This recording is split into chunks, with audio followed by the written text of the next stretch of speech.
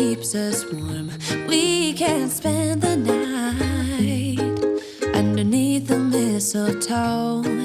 And I've gotten you a present that I put under the tree. Tomorrow it is Christmas, the first for you and me. The snow is falling down.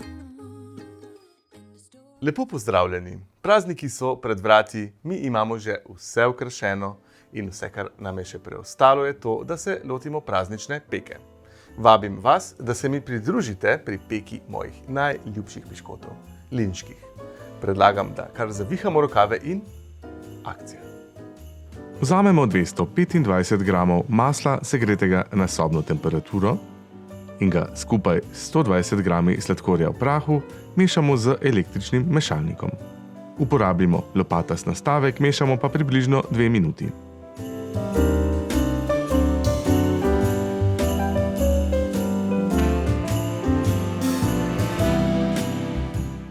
Nato dodamo 2 velika rumenjaka, pol žličke cimeta in žličko vaniljevega ekstrakta.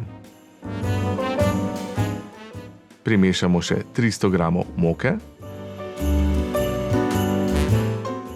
dodamo nekje 2 ščepa soli,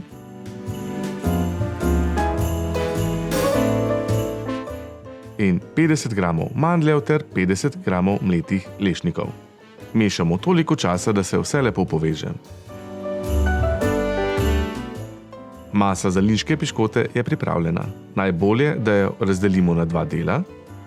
Vsakega zavijemo v plastično folijo in prestavimo v hladilnik vsaj za 1 uro. Vmes lahko segrejemo pečico na 175 stopinj Celzija, si pomokamo delovno površino in se lotimo valjanja linčkih piškotov. Sedaj je čas, da razvaljamo maso za piškote. Razvaljamo jo na debelino 4 do 5 mm, nato jo pa izrežemo.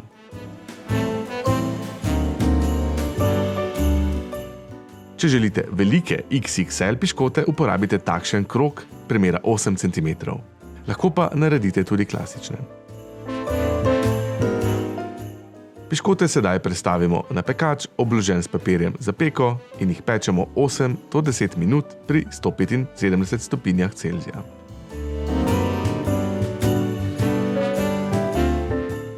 Vmes se pa malce posladkamo, da hitreje mine. Izrežemo še različne oblike. Jaz sem uporabil zvezdice, smreke in kroge in tudi te seveda spečemo. Prišel je še čas, da piškote namažemo z marmelado.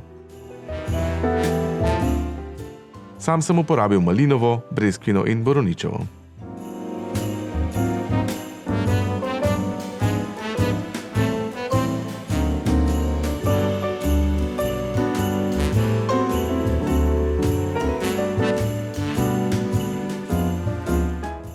Zgornje dele piškotov posujemo s sladkorjem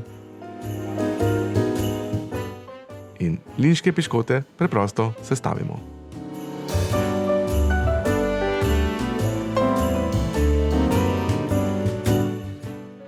Kako so krasni, kar stopijo se v ustih. Želim vam veliko zabave pri ustvarjanju teh XXL linčkih piškotov. Dober tek.